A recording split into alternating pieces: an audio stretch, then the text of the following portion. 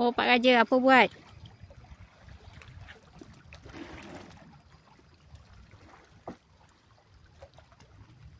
Ada burung angkong.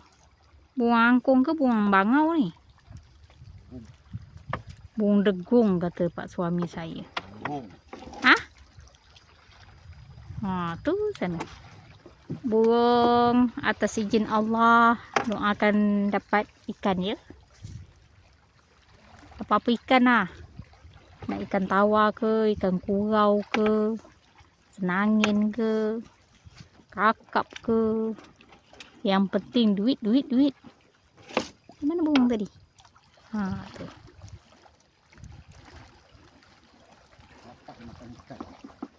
Alhamdulillah rezeki Allah.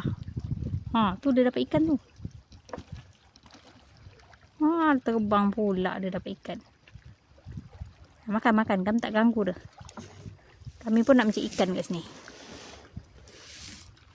Ikan ke, udang kara ke, bantai lah.